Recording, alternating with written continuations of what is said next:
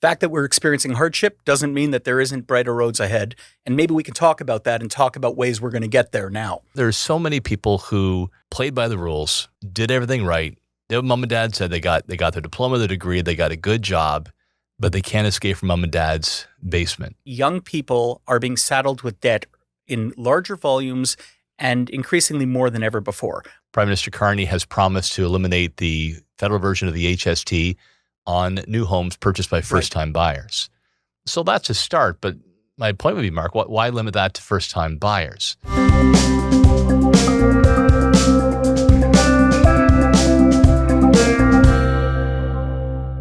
All right, good afternoon, and I'm thrilled to welcome you all to the third episode of Brave New Something with our special guest, Tim Hudak. And I am just so honored, Tim, to have you here today. I don't really think you need an introduction, particularly to the people who are going to be watching. Everyone knows who you are, but nonetheless, I'm going to just take 2 minutes and give you the background, give everyone the background, because really your background is quite something else. So you were, of course, a minister with both Mike Harris and Ernie Eves' government. You were the leader of the PC party. More recently, you were the head of the Ontario Real Estate Association. There you go. Look at this. Yeah, there you go. But beyond everything else, you've been a critical source of insight to so many of us who function in the real estate economy and Ontario's economy more generally. And the reason that we wanted to have you on today, the reason we're so honored to have you on today, is because Ontario's economy is undergoing strains like really it's never seen. Or maybe it has seen it before, but it's been many, many years. Not in our lifetime anyway. Certainly not in our lifetime. It should be about 30 years, judging by appearances. Right, of course. It's those creams are working. And truthfully, looking for an expert that can kind of guide us at this time. All right. As our real estate markets are in flux, as our fundamental economy as regards to cars and the stuff we pull out of the ground and export to our southern neighbors, all of that is in change. And so when I tried to think of someone who could come on our show and speak to that and tell us what our future may look like, I could think of no one better than yourself to spend some time with. So thank you for being here. Thank you very much. Thank you for that research. You didn't say my favorite food or favorite football team. They go hand in hand. There's only so much memory up here. I mean, come on. Buffalo Bills. All right. Chicken wings. Those are the other important parts of my bio. I'm joining you on the chicken wings. Anytime you want to go, I'm totally game. All right, good. Well, next time we do Brave New Something, we'll do it at a good chicken wing place. I will supply the chicken wings. That's my promise to you. Yeah, and I mean, I'm married to Deb Hutton. She's a talk show host on News Talk 1010, Daughters Miller and Maitland, and now partner at Council Public Affairs, one of Canada's leading government relations public affairs companies. And appreciate the question on real estate market. Yeah, glad to talk about it. I will say, as we get into the detail, that I remain an optimist. Yeah, things are tough in the market for sure. Tough last year. We thought 25 we'd have a bit of a bounce back. But I'll tell you momentarily why I actually feel optimistic about where the market's going in the latter half of 25. And certainly into 26. Love to hear that, because quite frankly, I want to be driving an optimistic show. And I too am very optimistic about our country and where we're going. The fact that we're experiencing hardship doesn't mean that there isn't brighter roads ahead. And maybe we can talk about that and talk about ways we're going to get there now. So with your permission, before I talk about Ontario's economy generally, I'm going to focus on the area that I know you're intimately familiar with housing. I mean, what we had in recent years is a divorce of Canadian income from Canadian pricing. I don't think there's really any dispute on that fact. I mean, we watched it go up 30% per year in some years. And all of us who are in the industry, I mean, I wasn't in the industry the way you were in the industry, but I am tangentially in the real estate industry. Sure. Experienced that something was unsustainable about that. And of course, as with all bubbles, they popped. And now we're coming back down to earth. And people are experiencing some effects of that, particularly in the new build construction space where people paid. It's a futures contract and it takes a bit of time for that to kind of work its way through the system. But there's a lot of hardship. There's a lot of pain out there that is going to reflect itself in this economic downturn that we're experiencing. So without going into too much detail here, where do you see our real estate economy going, given where it is now? And to be clear, what I'm hearing from sources is that we're Whereas new build construction was being sold at about 15 to 1600 a square foot regularly in the 2022 cycle, it's now at about 850, 900 a square. So it's fallen significantly. Where do you think this goes from here? And how does Ontario's economy, and particularly real estate economy, recover when so many new rental products are coming on the market and scheduled to come on the market until straight through to 2027 as these condos kind of come to fruition? So I think it's a good time to buy. I really do. Maybe my gut is wrong, and certainly it's easy for me to say. People have to look forward to do so, but I just think, Mark, you make a good point about the condo market, and it is kind of like in almost recessionary conditions. A lot of supply, not much activity happening there. But there's so much pent-up demand, right? There's so many people who played by the rules, did everything right. Mom and dad said they got their diploma, their degree, they got a good job, but they can't escape from mom and dad's basement. Right. On top of that, we've had record immigration the last number of years, people who want to get in the housing market from cultures that very much value owning a home. And I think that's currently parked on the sidelines because of economic uncertainty. So my gut would be not that we're going to continue on a downward slope. I think that pent-up demand is going to rise to the surface once things settle down with the Americans. My gut tells me that's actually going to be sooner rather than later. I'm also optimistic because I'm seeing in the Doug Ford government some very good ideas to get more homes built once we get to that stability. And Mark Carney, as Prime Minister, is a refreshing change from the approach that Justin Trudeau was taking. He seems serious about the issues. There's some ideas that I would recommend if Mark Carney watches Brave New Something, which he undoubtedly does. And he may, yes, to make his ideas, more impactful. But I actually feel optimistic about getting more supply when we hit into 26 and rising demand later in this year. I feel optimistic as well. But if I may just turn negative for 1 second, and then we'll go to the optimism. Yep. One of the problems, I teach at universities, and one of the problems that I actually see is that young people are being saddled with debt in larger volumes and increasingly more than ever before. We can call it the avocado toast phenomena, but truthfully what it is people are graduating from law school where I teach or other places with $100,000 or $150,000 in debt. Then they're expected to purchase properties in $1 million. And whilst this is not the economy as a whole, and we can be optimistic about the economy, we should always be concentrating on young people and their prospects and their future. How do we turn that around? Because that seems like a significant problem that is going to have lasting repercussion. And let me go to the big picture here. You're absolutely right, Mark. I mean, owning a home has been fundamental to Canada's success. It helped, build our middle class. It's a place of stability and security. We experienced during COVID a place of safety is where we can truly be ourselves. And, as somebody who took economics in school, I'll say this, you could, that old joke, you could lie all the economists down head to toe and they'll never reach a conclusion.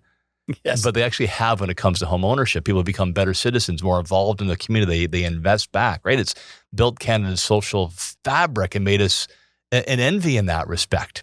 And it's such a driving element that I think we do have a duty, I think, to reinforce that and help young people capture the Canadian dream. It's been a great success story from Confederation through the wars, 70s, 80s. It always has been an upward movement on home ownership until 2016. Okay, so here's what we do about that. Number one, I fear there's going to be a dichotomy between the housing haves and have-nots unless we take dramatic action. The haves can borrow from the bank of mom and dad. Yep. Right? They've paid down their mortgage or they've got substantial equity. You've helped out folks like that in your work. They can get into the market. You come from more modest means, maybe from renters, you're new to the country, what have you. You're kind of generation screwed right now. Yeah. So what do you do about that? Well, I think you should actually have targeted financing mechanisms to help level that playing field a little bit. There are innovative companies like Arboro, recommend them for, Brave New Something that actually will help people get into the market. They take an equity position in the home. It remains in the home. And then when you sell it down the road, they get part of the upside. Right. But that will really help people who can't tap into the bank of mom and dad or don't have a high-paying job to get in the marketplace.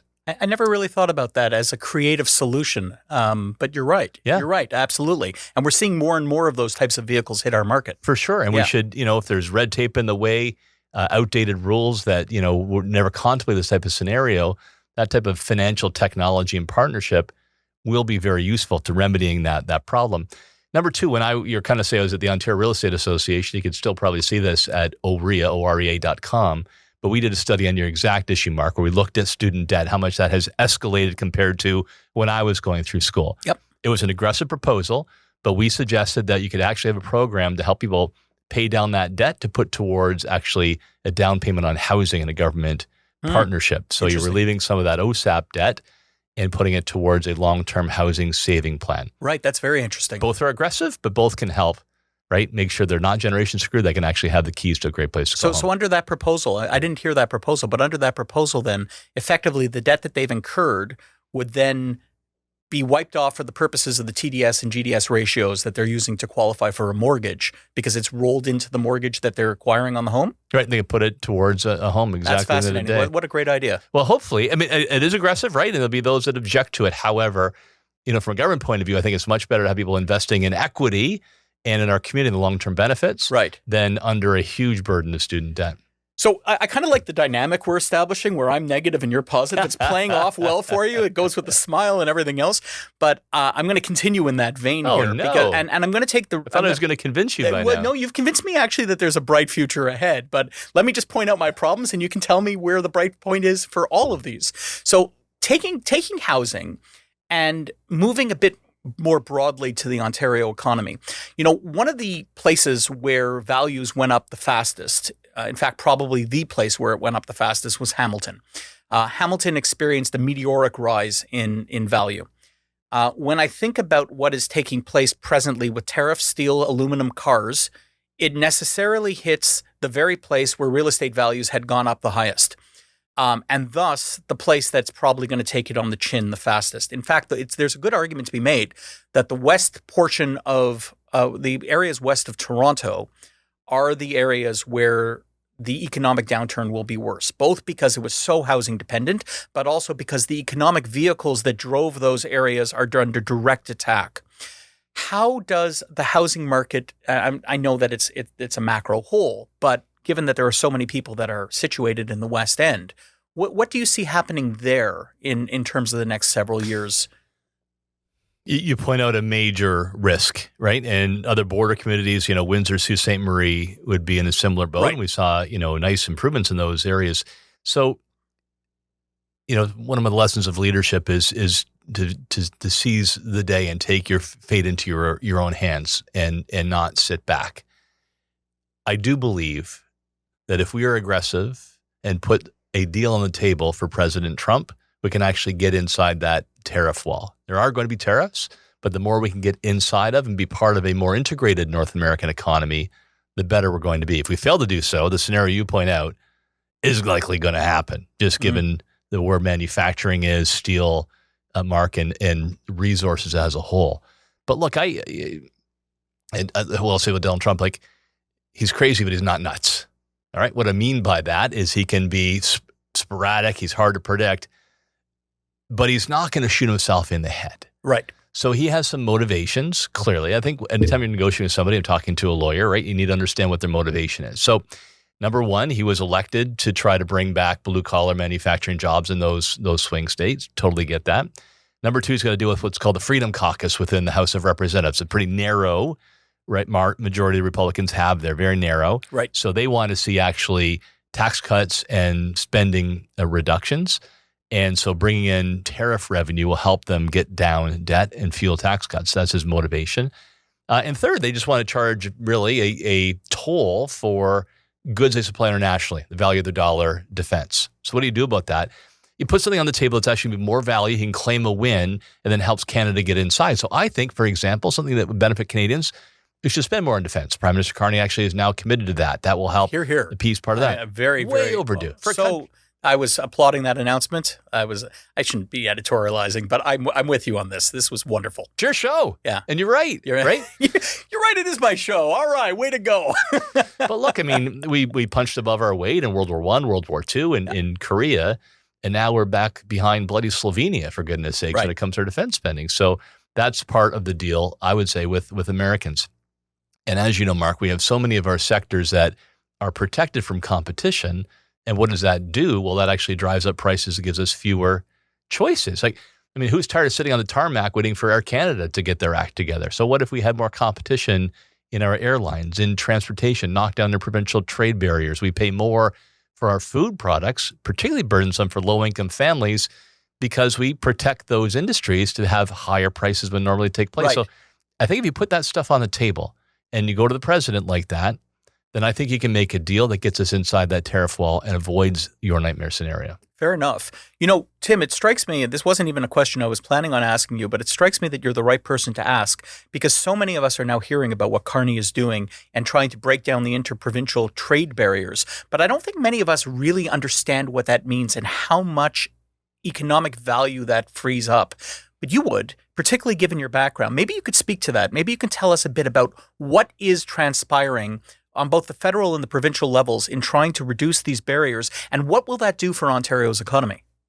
There's estimates of potentially like up to 7% potential growth if you knock down all of the barriers, right, in GDP over a couple of years. So some examples from my time in office, I represented the Niagara region, so we had a lot of great wineries and craft beer, but if they tried to ship, like you can order online in Ontario, but you try to ship to another province, say New Brunswick, you get whacked with a major tax. It has to go through their version of the LCBO. You can't actually, send your mom, if she's living out there, a nice bottle of wine for Christmas. There's an example of an interprovincial trade barrier. When I was consumer minister, we had a ministry that actually controls numbers very like alcohol and gambling. But my example here, Mark, is for movie ratings. We actually do that in that ministry. So I proposed to the Atlantic provinces that they could just simply use Ontario's rating system. We'll save them money, right? All their shows got that rating. But apparently, they have entirely different tastes in Eastern Canada, so that was knocked aside. All of these barriers, including bringing in talent into our province, like, new nurses, for example, doctors. I was going to ask about professionals. Does that remove the professional barriers that exist? I'm a lawyer here in Ontario, but I'm not in Alberta. Teachers, is that in the cards here? Yeah, and to their credit, the Ford government, Bill 2, certainly after they got elected, right, their first major piece was knocking down those trade barriers so professionals can move across the provinces, subject to the law that they moved to, but they would be able to qualify, right? Right. As long as the other province had a reciprocal agreement. So I'm probably getting into too many examples here, but all of that stuff adds up. It means less choice, less opportunity, and higher costs. I don't think you're getting into too many examples, even though it might seem like a bit in the weeds. The truth is, I don't think most Canadians are even aware that these barriers exist. And the fact that we can free that up and have control of our destiny is positive, is actually our future, is it not? And we should have done it years ago. It's long overdue. Years ago. But the tension that's been created by President Trump and the tariffs have finally forced some key decisions upon us.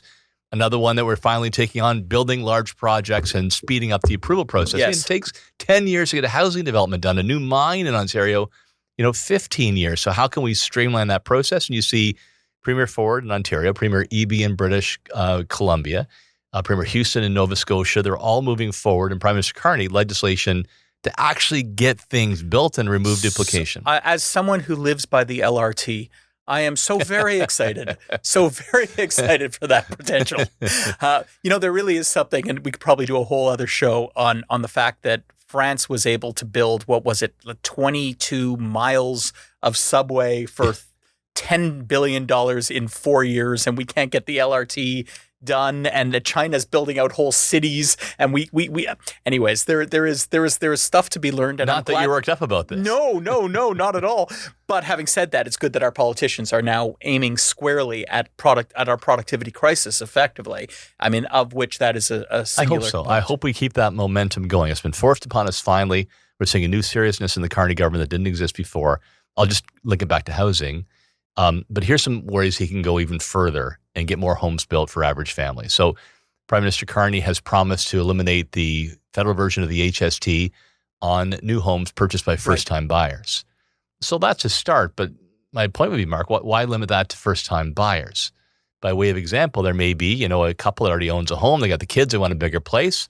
They buy the new home, and then they open up that starter home for first-time buyers. So if you really want to make a difference, allow for that HST exemption for all buyers. That will help them get into the marketplace and create more open homes. And secondly, his goal to reduce development charges, which are a tax on home building and home ownership, by up to 50%, great, but he's limiting that only to multi-unit properties. Right. Do that across the board. Why distinguish between multi-unit and single-family homes or businesses? Just eliminate that altogether. That will spur the economy and bring more homes that people can afford. Well, the estimates in new construction is that 33% of new construction is now taxation of some sort. And, if there's nothing that is hampering development more than that. But moving away from housing, just because I know your time is valuable and I really want to speak about Ontario. It strikes me that there's a lot of talk, in addition to breaking down trade barriers and the like, of moving up the value chain. Canada's we're doing what we've always done, which is we're pulling stuff out of the ground and we're sending it elsewhere, outside of the housing economy where we were building stuff. That's what we do. We take raw, unfinished goods, we ship them, and Canada's always been remarkably good at that. There is talk, I've heard both in the Carney government and from the Ford government, of moving up the value chain, which has been spurred by recent actions south of us, that perhaps we can play a greater role within steel production. I mean, it's great we're making steel bars, but there's refined products that are made with steel. What can we do with that? And there's a natural benefit that comes from concentrating in that area, specifically because shipping costs fall once you're dealing with refined products, but they're extremely expensive when you're dealing with raw materials. So it makes economic sense to start moving up the value chain where you are actually refining materials. Can you speak to Ontario's future there, especially given your background as the minister responsible for this area at a given time? Speak to what Ontario can do now to move up that value chain. Well, there is, I think we're in a better spot than we were years ago, right? We were at a point where we lost 300,000 manufacturing jobs. Now under Premier Ford, we've gained way more than that back and some further up the value chain. But I get your point, Mark. I mean, the higher the value chain, the more complex the product, the higher the pay tends to be. So, here's my advice would be, number one, don't pick winners and losers. Don't say your company is better than my company because I hired the right lobbyist. Although there's nothing wrong with hiring lobbyists in that business now. But don't pick winners and losers within an industry. And that was well placed, by the way. I admire that. And then secondly, don't pick winners and losers between sectors either, because governments will probably routinely get that wrong. Pick it wrong, yeah. So you need to have a broad-based approach. So the Americans have a much better ability to write off investments in machinery. So we should similarly accelerate capital investments here in Canada. Right, that on a faster depreciation schedule. You got it, yeah, exactly. Okay. Automatically, not temporary, which then will cause us to invest in higher-end machinery and then more value-added jobs. I thought that Pierre Poilievre had a very good campaign idea, and I hope that the Carney government takes it up, or that he will if he becomes prime minister down the road. And that's basically a capital gains rollover.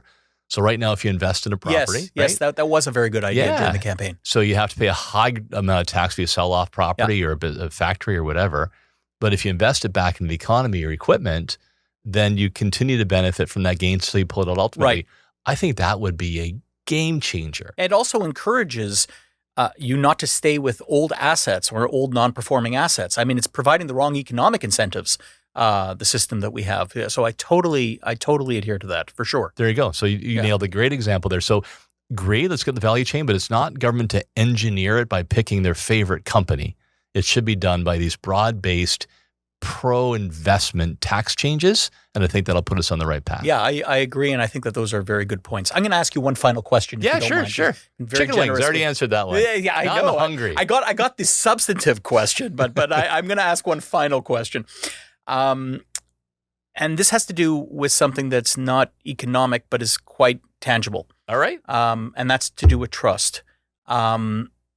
We have had a rough ride, and marriages can repair themselves. I'm talking specifically about our relationship now with our American friends. Marriages can repair themselves after affairs, after fights, and everything else. But when a fight is significant enough, they're often not the same. It's not to say it can't go back to good. Not to say it can't go back to great. It's just different. And I think my sense is that we're entering into something different. I'm wondering what you see as the Canadian-American dynamic and the future of Canada, having spoken to Ontarians across this province and spent years doing so. What do you think How do you think Ontarians are going to react once Trump is gone? Once whatever happens, once there's a new government that's looking to reestablish ties, what is Ontario's take to that? How do you think we're going to react? Like a couple. We've been dating the Americans. They've married for 158 years now. Yeah. And I honestly don't think that's going to change in the long run. I think I remain an optimist on this front.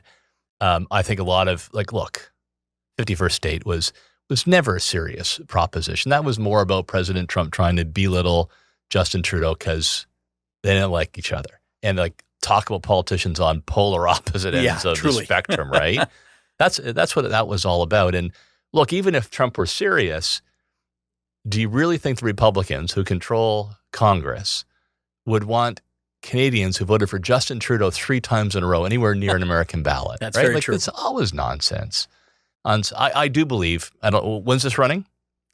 This will be running this week. All right. So not this week, but I will say in the dog days of summer, we will negotiate a framework of a deal and move things in a more positive direction. I will wager with you, Mark, that we'll actually be more integrated with the American economy and maybe in Mexico than we are today. We have signed 15 different trade agreements with 50 different countries over the last 10 years, I think. Mm-hmm. And our share of American trade has actually gone up, not down. Right. It's hard to find a good road to China, right?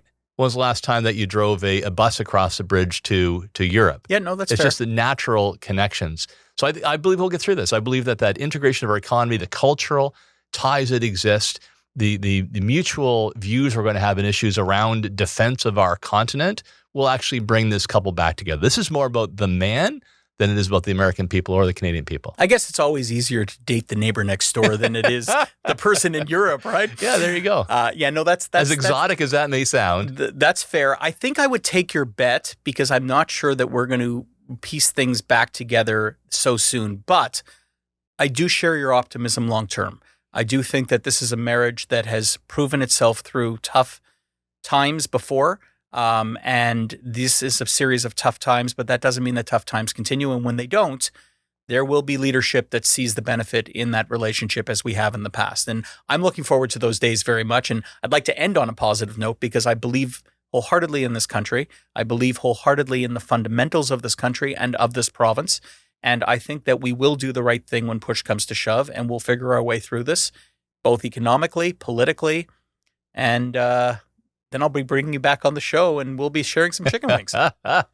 Exactly. We'll see if I was right or if you were right on the time frame. We're going to play this, by the way. We're going to play the video back. We're going to see what we each said. And then one of us is going to have to eat the chicken wings as a result, right? It's going to be a game.